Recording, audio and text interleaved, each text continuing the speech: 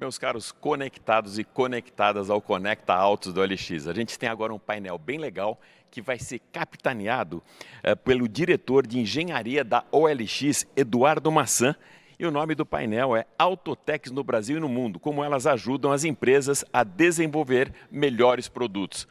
Eduardo, o palco é todo seu, meu amigo. Muito obrigado, Alex. Tudo bem, gente? Agradecendo inicialmente a presença de todos ao painel Autotecs no Brasil e no Mundo, como elas ajudam as empresas a desenvolverem melhores produtos. Eu estou aqui com os nossos ilustres convidados, o Rafael Augusto, sócio-diretor de inteligência e pesquisa e inovação em mercados da Liga Ventures, o André Scheffer, COO da Smart Driving Labs, e o JC Rodrigues, professor e mestre em comportamento do consumidor pela ESPM e autor do livro O Carro que Decide por Mim. Então, a gente está num momento em que a tecnologia já se tornou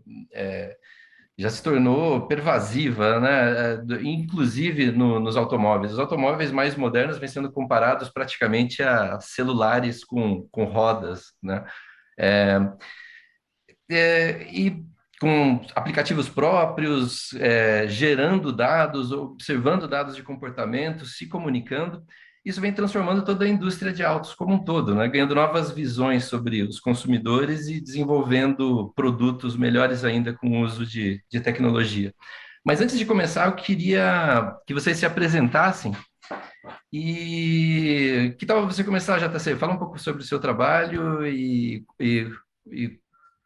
e se apresenta para a nossa turma. Tá bom, muito bom dia. Olá, todo mundo. Bom, meu nome é José Carlos Rodrigues, todo mundo me chama de JC. Eu sou professor e pesquisador na SPM em temas relacionados à psicologia do consumo e interação homem-máquina, um termo bonitinho. Especificamente nos últimos anos, estudando carros autônomos e tecnologia embarcada dentro de veículos. Essa é minha área de pesquisa, minha área de interesse, essa relação entre homem e máquina. E, enfim, estou aqui à disposição para qualquer dúvida, qualquer pergunta. Bacana, Rafael? Fala pessoal, tudo bem? Muito obrigado pelo convite. Prazer aqui dividir esse painel para discutir as autotechs aqui no Brasil, né? E também os movimentos que estão acontecendo no mundo. Rapidamente me apresentando, eu sou do time da Liga Venture, sou sócio-diretor hoje da área de produtos e também de inteligência de mercado, onde a gente monitora o que está acontecendo em termos das startups aqui no Brasil e quais setores elas estão sendo colocadas, o que elas estão fazendo e quais são os movimentos, né? Eu atuo no mercado de startups desde 2012, do início aqui da maturidade do mercado de startups no Brasil. Na Liga faz aí 6 anos que a gente vem trabalhando nessa conexão entre empresas e startups para geração de negócio. Dentro desse ambiente, né, a gente já trabalhou muito tempo com as Autotechs aqui, trabalha até hoje, eu vou poder compartilhar um pouco dessa visão e desses cases que foram construídos aí com grandes players no setor automotivo e espero contribuir para o nosso debate aqui. Bacana. E André, por favor? Bom dia, obrigado pelo convite aí a todos. Eu sou o CEO da Smart Driving Labs, a gente é uma startup, né? É bem o assunto. E a gente fala que a gente é uma empresa de Car Analytics. A gente tem como missão transformar o dado do carro conectado em dinheiro. É isso que a gente está querendo fazer. A gente vê uma oportunidade gigantesca nesse setor, que eu acho que está começando. E tem muito dado, né? Dado é custo, né? Então, você gasta para coletar, gasta para guardar. A gente quer transformar isso em... Então, nosso foco é exatamente isso, juntar essas monte de... Vamos falar um pouco sobre isso, né? Esse monte de coisa que o carro gera, essa quantidade absurda de informação e transformar isso em... Eu tenho exemplos, também vou dar, em oportunidades para quem quer usar. Essa é a ideia. Bacana. Assim, o termo que a gente tem usado para definir isso, né, é autotex, né, especialmente para as empresas desse ambiente mais inovador, mais disruptivo, de altas startups. Eu queria começar perguntando, vendo como é que vocês enxergam um pouco essa conexão entre o empreendedorismo, entre a inovação, entre né, o mundo de startups e a indústria de autos que tem ali um aspecto mais tradicional, né, de manufatura, de indústria. Como é que está sendo essa mescla, esse momento atual? Rafael, se você pudesse comentar um pouco. Legal, está sendo acelerado como, desculpa o trocadilho, né? Mas como em vários setores aí. A gente realmente vê o movimento das autotechs já há um bom tempo e isso impacta diretamente no nosso movimento de mercado, né? Bom, falando mais da indústria mesmo, as autotechs, elas estão, para nossa definição aqui, né? Autotechs são startups que estão desenvolvendo tecnologias para o setor automotivo, logística e transporte.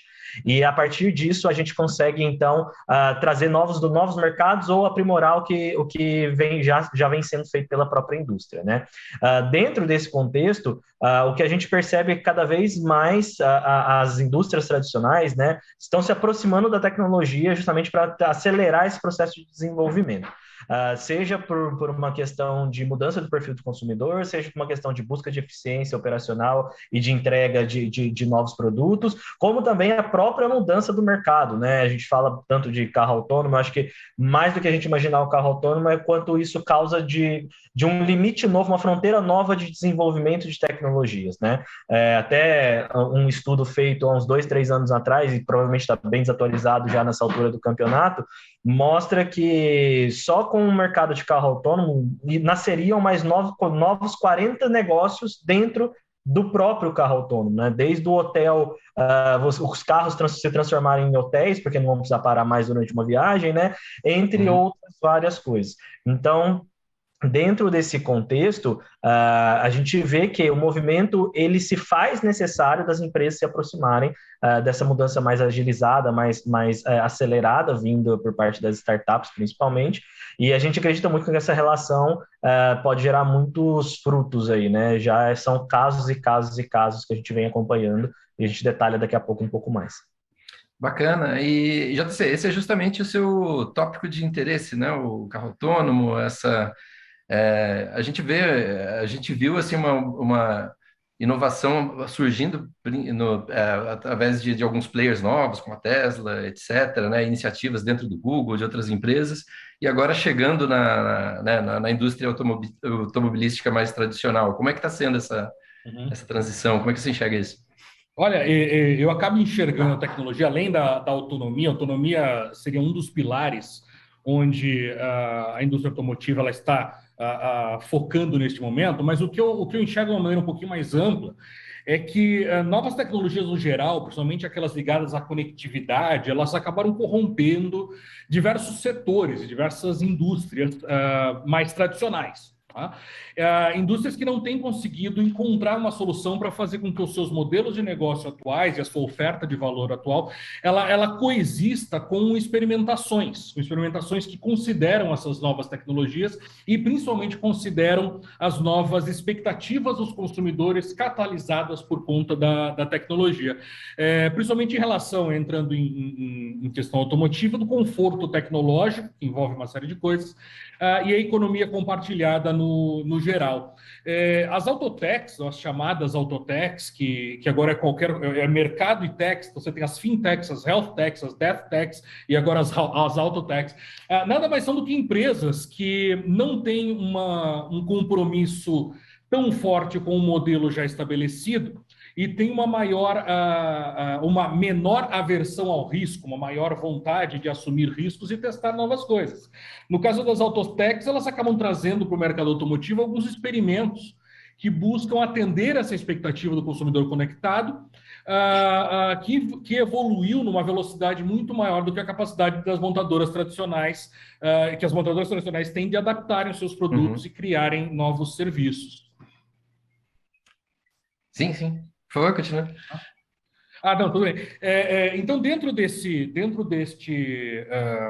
parâmetro, o mundo de pesquisa, né, a área de pesquisa no mundo automotivo, ele tem trabalhado muito em cima de 4 pilares, que é a conectividade, a autonomia, então os autônomos, carros autônomos é um desses pilares, a economia compartilhada e o powertrain elétrico, né, entrando na parte de engenharia. Então, acho que como você bem falou no início, o carro ele deixa de ser focado unicamente nas questões de engenharia mecânica, design e performance, como ele sempre foi, né, segurança e conforto, e passa a ser um celular sobre rodas ou um dispositivo sobre rodas.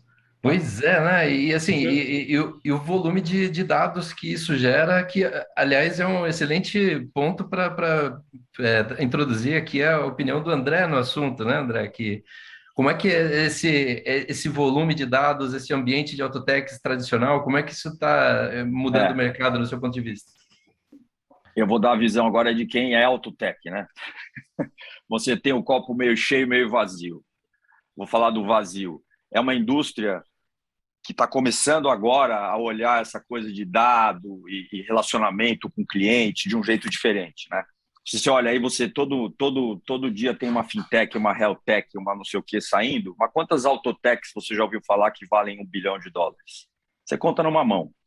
Então, não vale a Tesla, que já foi uma autotech lá atrás, né? Mas, então, a indústria, o copo meio cheio é esse, entendeu? Ela está começando, a indústria automobilística olha muito hoje dentro do carro. Como é que o carro se relaciona com o motorista? É multimídia e todo mundo fala e tal, que tem isso, Android Play, Apple Play, isso aqui e tal, mas ela olha pouco do carro para fora. Então, a oportunidade é enorme. A gente acha que o carro tem de oportunidade e de dado que ele gera, de tudo. Eu vou dar um exemplo super simples, que é sensacional. É de uma startup que nós conhecemos, que ele colocou um sensor na suspensão de Uber e mapeou 100% das ruas de São Paulo com um buraco. Isso é brilhante. O cara pegou um negócio que é um carro, botou um sensor na suspensão e botou os caras rodando. Eu posso te dar aqui 500 exemplos. Isso tem um valor enorme, isso, né? Custo baixíssimo, o carro está rodando. Então, a quantidade, a oportunidade que existe para fora do carro, e é esse o foco que a gente está querendo dar, é enorme. Só que dá trabalho, é uma indústria que ainda não gosta muito de dizer como faz as coisas, ela é um pouco, as coisas são muito proprietárias, não existe padrão nenhum de comunicação do carro, cada carro tem o seu jeito de conversar dentro dele, então dá um trabalhão você descobrir o que o carro fala, enfim.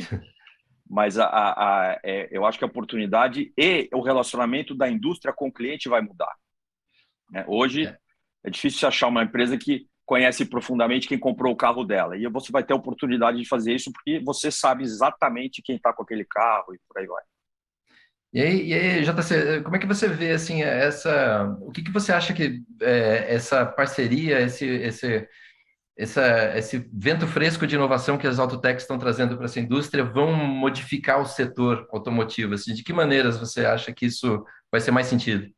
Olha, a gente está, na verdade, acaba incorporando expectativas do consumidor também neste mercado automotivo. A gente não trata apenas de performance, design e segurança, mas o que a conectividade permitirá a este motorista, ou talvez nem motorista, né? Quando a gente fala de carros autônomos, a gente está falando do passageiro, o que permitirá com que essa pessoa possa fazer na sua vida, que tipo de praticidade, de agilidade, de flexibilidade, de transparência na informação as pessoas vão conseguir obter dentro dos seus veículos ou com os seus veículos ou com meios de transporte em geral. O bacana das autotechs é que, novamente, como elas não têm esse compromisso de manter um negócio tradicional já estabelecido rodando enquanto inova, elas servem como válvula de escape para as montadoras tradicionais se reunirem, se juntarem a elas para poder fazer o que muitas vezes o dia a dia não permite. Então, dificilmente você, dentro de uma General Motors, dentro de uma Toyota, vai conseguir ter o mesmo nível de agilidade e de dedicação que uma empresa relativamente menor, né? Não gosto de falar que startup é empresa menor, etc., mas uma empresa que é um pouco mais flexível e que já nasce digitalmente consegue fazer. Você vai ter cenários onde essas autotechs se associam com as montadoras tradicionais, em parcerias estratégicas. Você vai ter cenários de aquisição, onde empresas, entre aspas, mais tradicionais adquirem tecnologias específicas para incrementar a sua oferta de valor atual. E você vai ter algumas empresas mais tradicionais que vão tentar mudar de dentro para fora isso. Acho que Ford vem fazendo isso, o Volvo vem fazendo isso na Europa, a Renault vem tentando fazer isso na Europa também, e acaba, na verdade, gerando essa mudança nas matrizes, e o Brasil acaba recebendo depois o que for decidido lá fora, quando a gente fala de Bacana. transporte de pessoas. E, André, você está diretamente inserido nesse momento, né? Como é que está sendo? O que você acha que as autotechs vão transformar e que as empresas mais tradicionais devem estar atentas? Nessa linha do que exatamente o JC falou, a válvula de escape aí, eu diria, ou talvez seja, válvula de escape geralmente é um negócio quando dá errado, né? Sai, mas brincadeira. A oportunidade de você ter fora alguém focado num negócio que não é o core business da indústria é uma oportunidade enorme. É muito difícil, né? Você pega, ele falou lá, você pega hoje no Brasil você tem Volvo, GM, Ford, Volkswagen, inúmeros fabricantes que já saem com carro conectado. Mas e aí, faz o que com isso? Não faz nada por enquanto, mas vamos fazer. Como é que faz? Mas eu não tenho uma divisão de analytics que usa banco. Não, mas eu tenho. Então, poxa, então por que nós não vamos usar, né? Eu continuo fazendo carro e aproveito esse desse ambiente enorme de startups aqui que só fazem isso e uso eles para fazer isso para mim. Então, realmente... E aí pode ser, eu estou falando de carro conectado, mas tem outras tecnologias que deixam de ser core, né, da indústria automobilística, como o carro autônomo. Agora você tem que fazer um software que vê imagem e tal, não é fazer direção, motor e câmbio. Então, a gente acha que esse apoio vai vir, mas ele é lento, ele não é uma coisa muito... Porque sabe qual é o problema? Esse que é o grande ponto. Uma fintech, quando ela aparece, ela concorre com o banco, né? Uma health tech, ela concorre com o hospital, ela concorre com o laboratório. A autotech, ela não bate de frente com a indústria de automóvel, né? Ela é um outro negócio. Então, a indústria demora para sentir um pouco que existe esse negócio, né? Porque não é um opa, sabe? Então, eu acho que é por aí. E aí, Rafael, como é que você está vendo essa interação ali dentro do ambiente de venture, de startups? Como é que isso está se manifestando? Legal. Antes, Eduardo, só queria somar a resposta do André, que eu achei sempre muito importante olhar os dois lados do copo mesmo, né? E quando a gente fala da velocidade da inovação, não é uma coisa só do setor de autotech, não. A gente vê isso nos setores de uma maneira geral. A gente ainda tem muito caminho para percorrer. Eu acho que é importante a mensagem que tem que ser passada aqui, né, principalmente para esses players mais tradicionais, ou os grandes players dessa cadeia, de que eles precisam fazer inovação aberta de uma maneira estruturada, de uma maneira consistente. Inovação aberta não é ir na frente do Google, sentar numa bicicleta e tirar uma foto. Não é colocar no LinkedIn um prêmio sou empresa inovadora, não é isso.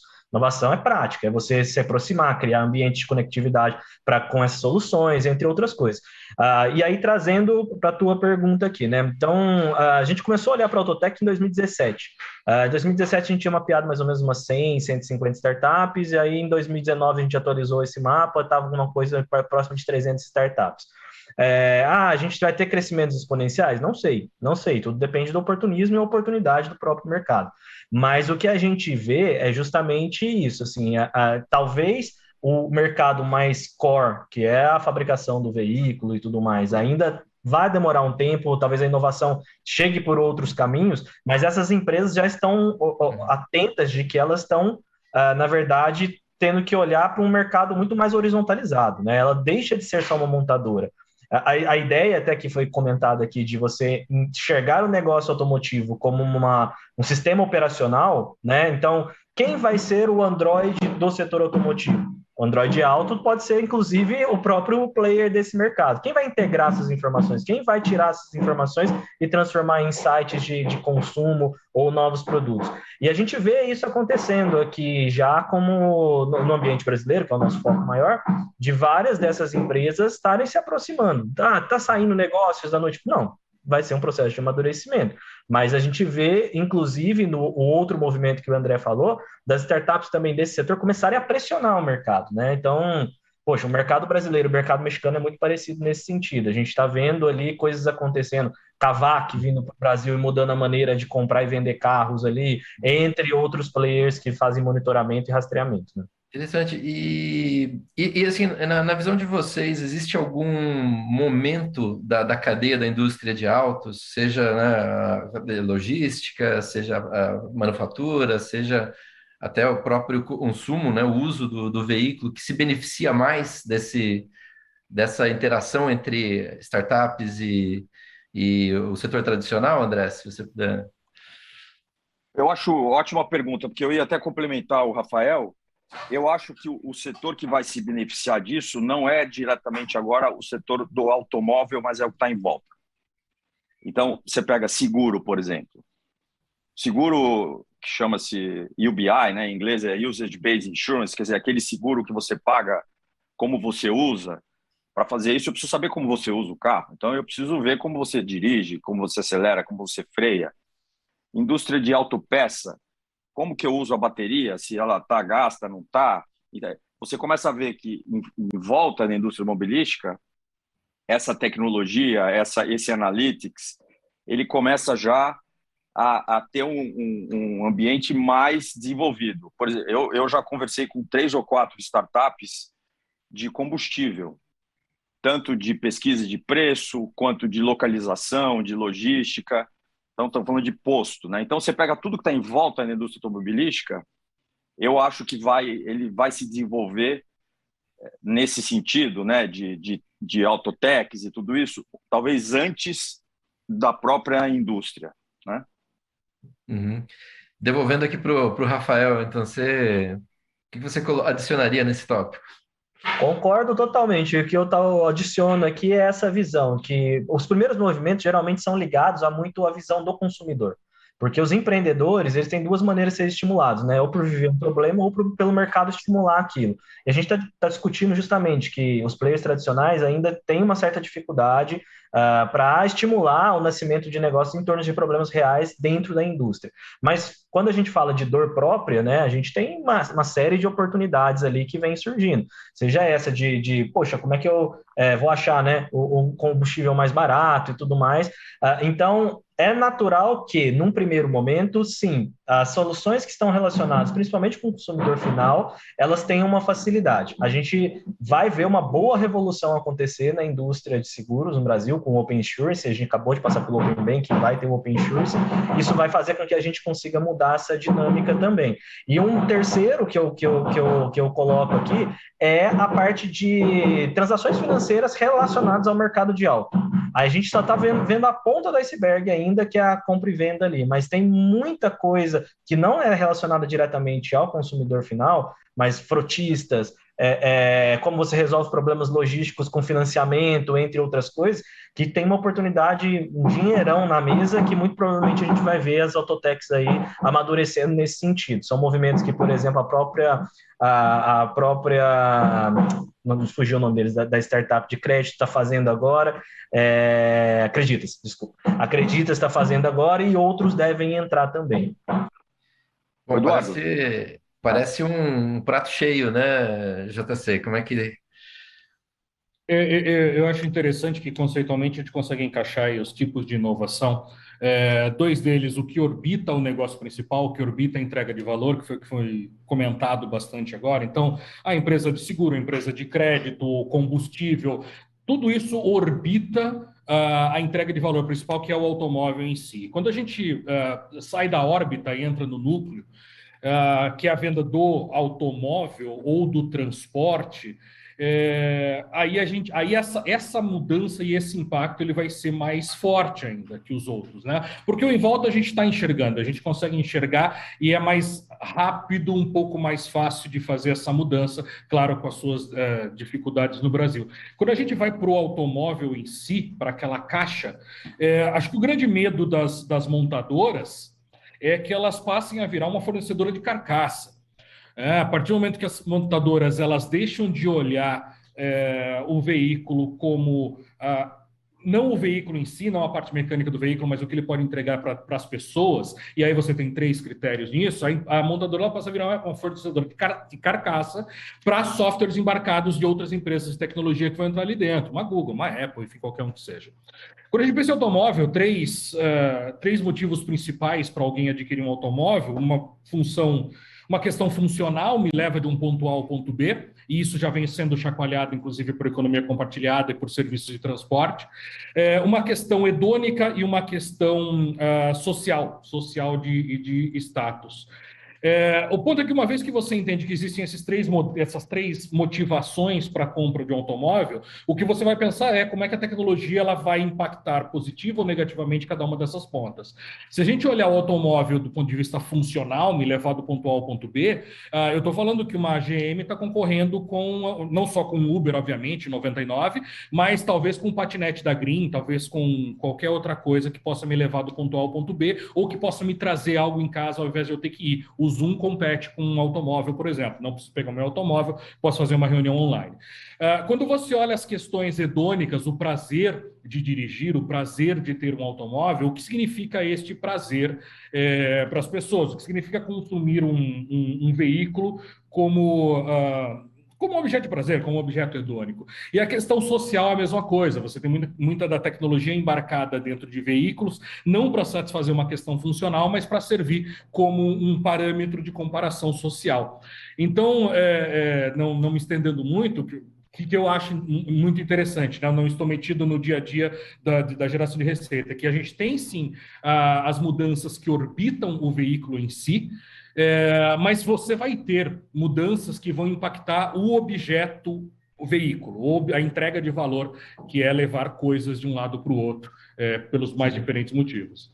Uma coisa que eu achei muito interessante foi essa comparação do carro como meio, né? Isso foi uma coisa que aconteceu com a chegada da internet na indústria de mídia, na indústria de telecomunicações, né? Esse receio de ser somente o tubo, né? E os serviços acontecerem fora dessa. Ainda pensando nesse cenário ali de receio, de competição, de conflito, vocês acham que a gente ainda está nesse cenário ou já existe mais complementaridade? O que é mais conflituoso hoje nesse mercado entre essa inovação de startups e o universo de autos tradicional, Rafael? Vou pedir licença aqui para dar um tom de conversa aqui, como JC, de explicar um conceito, né? Da inovação aberta, o conceito de inovação aberta é você abrir as fronteiras da sua empresa para um relacionamento, para a geração de oportunidades com todo o ambiente externo. Isso passa desde a academia, pelas startups, por outros negócios e pelos competidores. Eu acho que hoje, em termos de maturidade do mercado, a dificuldade que a gente vê ainda, pelo menos aí eu estou falando de Brasil, tá? Em outros mercados isso já está acontecendo de uma maneira mais transparente. Mas o relacionamento entre concorrentes para o desenvolvimento de novas coisas ainda não é algo muito simples aqui. Então, quando a gente fala, por exemplo, a Liga tem um programa que chama Liga Autotech, que a gente tenta juntar os players dos setores, do setor para observar startups, né? E é praticamente impossível você juntar duas montadoras aqui no Brasil para discutirem e observar uma mesma startup. Mas o que eu falo disso? É natural, a gente está num processo de transformação, quanto mais acelerado, melhor. Mas neste momento, se tem alguém ainda que não entendeu que o jogo com as startups é um jogo de relacionamento, está perdido no mundo da inovação.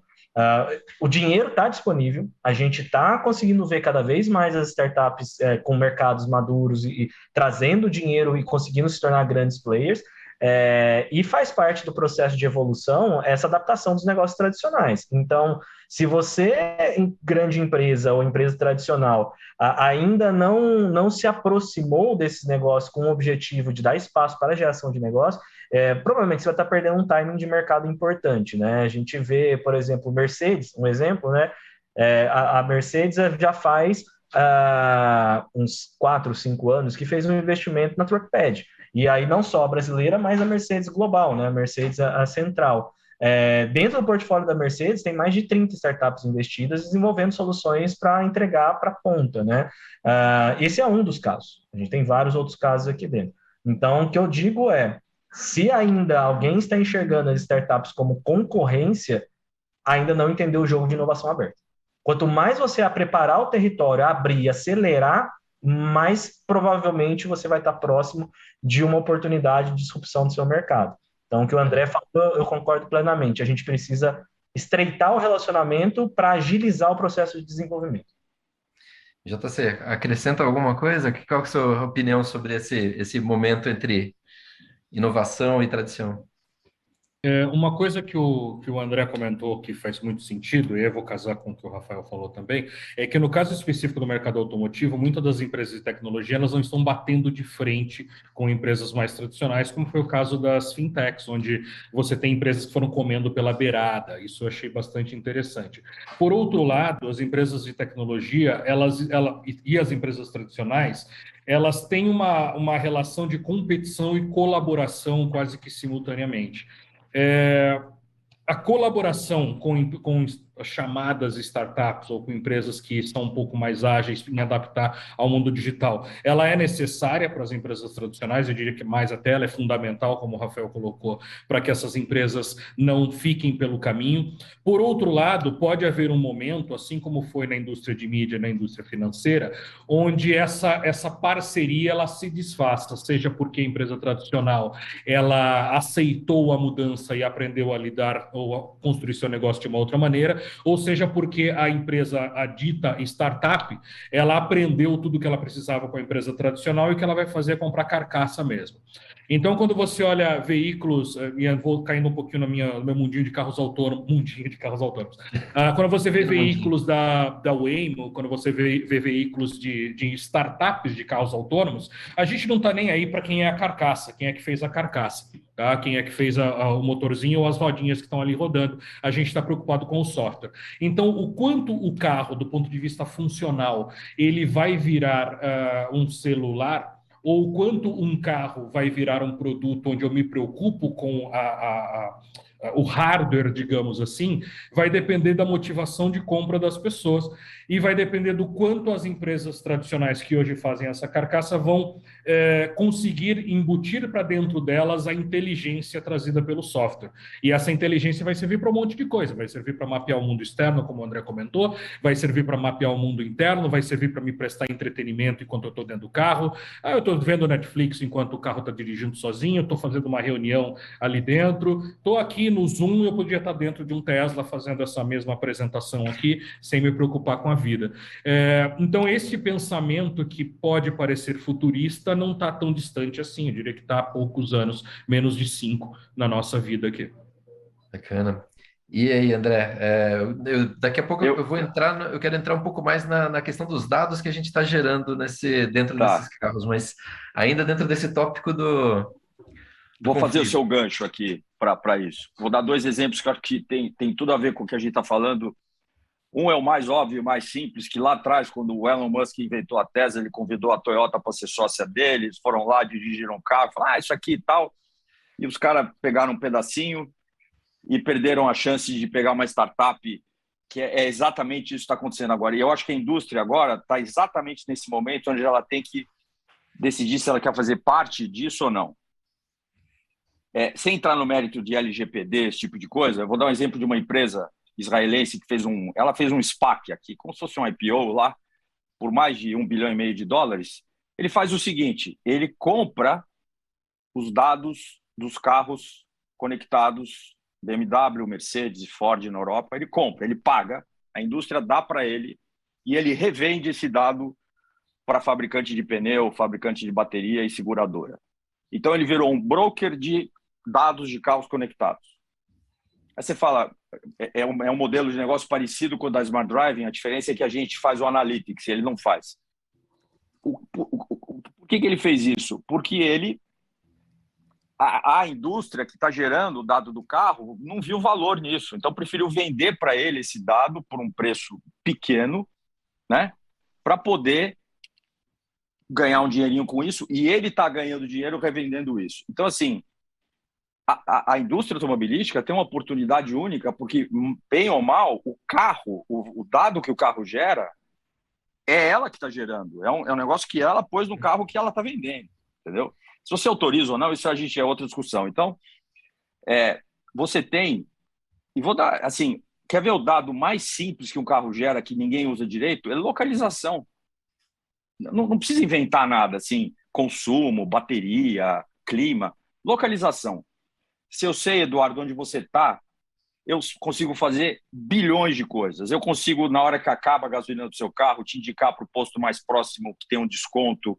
Eu sei se sua bateria, onde você está, onde você pode trocar, o guincho, se está chovendo e aquela região tem muito acidente, eu mando um aviso para o seu carro dizendo toma cuidado, porque aqui... Então, assim, é uma quantidade... Esse é só um, hein? É GPS, é latitude e longitude, não precisa fazer... Custa R$ 5 você botar um negócio no carro que te diz onde está a localização. R$ 5 custa hoje.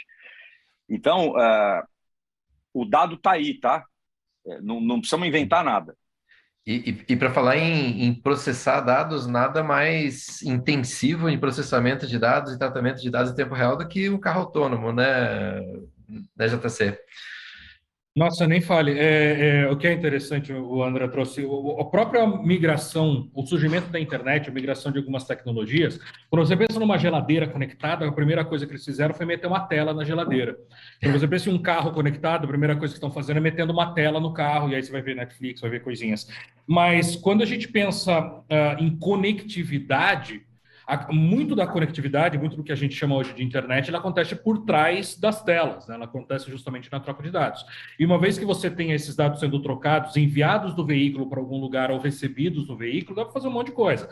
Carros autônomos é isso. Carros autônomos, não só o carro isoladamente, o que já é uma tecnologia bastante interessante, mas se você pensar em todos os carros conectados entre si, os CAVs, Connected Autonomous Vehicles, se todos os carros estão conectados entre si, todo mundo sabe o que todo mundo está fazendo, o que significa que eu consigo otimizar toda a estrutura viária de uma cidade, de um país, o que é que seja. Se tem um acidente, eu consigo desviar toda a frota para que uma ambulância possa chegar a tempo em algum lugar. Então, o que dá para se fazer com esta conectividade, e essa conectividade como motor da troca de dados, tanto do veículo para fora quanto de fora para o veículo, isso é uma coisa extremamente interessante que vai modificar uma série de outros mercados, não só o mercado automotivo, e não só mercados relacionados ao mercado automotivo. O mercado de real estate, imobiliário, vai mudar bastante por conta disso. Porque eu posso morar mais longe das empresas, não preciso morar no meio do Brooklyn, no meio enfim, da Barra da Tijuca, perto do meu trabalho, porque o meu carro vai sozinho para onde ele quiser e eu vou trabalhando dentro do meu carro e eu transformo aquilo no momento útil e não no momento inútil, onde eu tenho que fazer algo com o meu carro. E aí, voltando um pouquinho para o André, você vê essa interação com o setor público, toda essa geração de dados, assim, você já tem, como é que você está vendo isso acontecendo? Você já tem esse tipo de movimentação também? Quando você fala setor público, você fala... Cidades, administração pública, esses dados coletivos, Não. Esse exemplo que eu dei da rua é um caso específico de São Paulo, mas não, eu acho que você não vê. E tem hoje, você pode pegar, por exemplo, o Waze, né? Se as prefeituras usassem o Waze para fazer planejamento de trânsito, eu sei tudo, né? Eu sei a velocidade média, sei onde tem trânsito, sei onde o carro está parado, sei onde o carro está quebrado, eu sei a velocidade das pessoas. Assim, então, assim, a quantidade de dados disponível hoje é enorme. E você, de novo, é a mesma coisa da indústria, né? Você vê ainda um movimento mais lento. O carro, né, diferente de outras tecnologias, ele talvez seja a única, né, que permeia uma cidade inteira. O que mais você tem que está em todos os pontos da cidade? É a única coisa que anda, né? Carro e moto e bicicleta, mas mais nada fica andando por aí. Então, é enorme a possibilidade de... Mas você não vê, você vê uma iniciativa aqui, outra ali. Ainda Nós muito mesmos isolado. fizemos um projeto piloto por uma empresa da prefeitura de trânsito, que tinha mais a ver com a ociosidade dos carros e dos guinchos, onde eles estavam e tal. Mas aí a coisa não andou muito rápido, ainda estamos tentando, enfim, tem... Interessante. E aí, Rafael, nesse cenário, que oportunidades que a gente tem ali com esses dados todos, seja no setor público, seja no setor privado, startups, como é que a gente está capturando isso nas iniciativas pioneiras aí de startups? Legal. Complementando aqui, inclusive, a visão do André de JC. Mobilidade, do assunto mobilidade, a partir deste momento, ele não tem outra pauta a não ser a partir de dados, né? Então, isso é bem importante, assim, a gente levar em consideração. O Waze foi citado aqui, né? O Waze tem uma interface para as entidades públicas. Você consegue acessar os dados de transformação, de transporte que o Waze gera da sua cidade, se você for um órgão público. Então, talvez ali o que a gente tenha que estimular, mais uma vez, né, é a maturidade desses projetos para além de uma atividade de eleição, né? E sim como algo que faça parte de um planejamento constante. A gente tem startups brasileiras que construíram essa visão de dados pensando em smart cities, por exemplo, que não acharam tanto espaço aqui e foram atuar no Chile. E agora estão voltando para o Brasil, talvez isso vá acontecer. Mas a gente vê grandes players de dados se movimentando nesse sentido. A AWS, a Amazon, né, a Amazon AWS, tem um setor só focado para isso. E aí, muito provavelmente, o que a gente vai ver acontecer, de novo, é alguém posicionando uma plataforma como um sistema operacional de operação da mobilidade, e aí você vai ter as startups entrando como se fossem aplicativos dentro dessa história, né? Então, essa estruturação, eu acho que ela é algo extremamente necessária.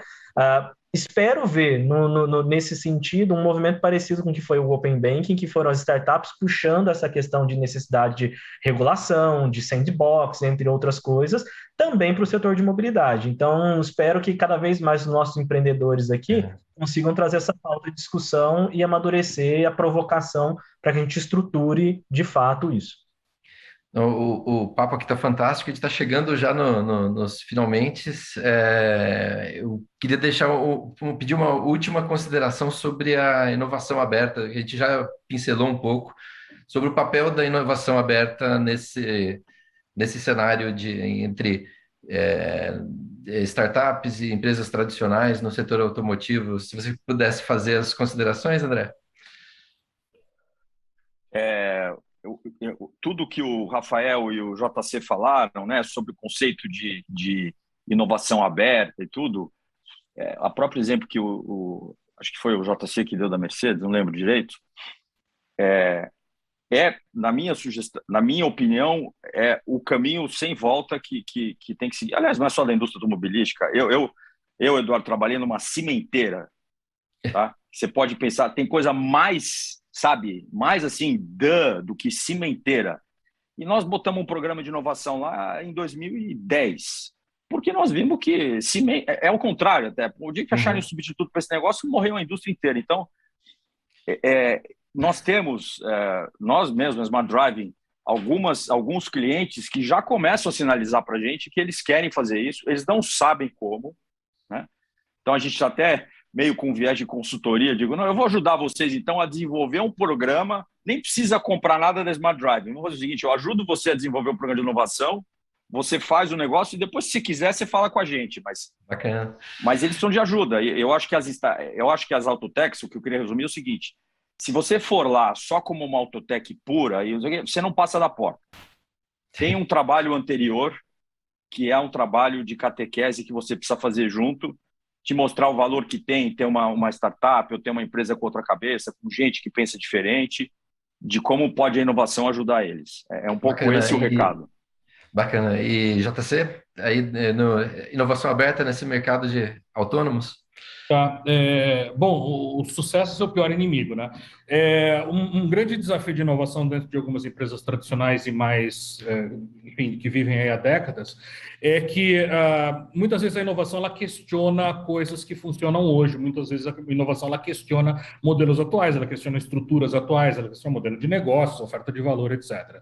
E algumas empresas elas não estão preparadas, né? Preparadas para ouvir que o que ela tem hoje pode não ser o que ela vai ter daqui 5 ou 10 anos.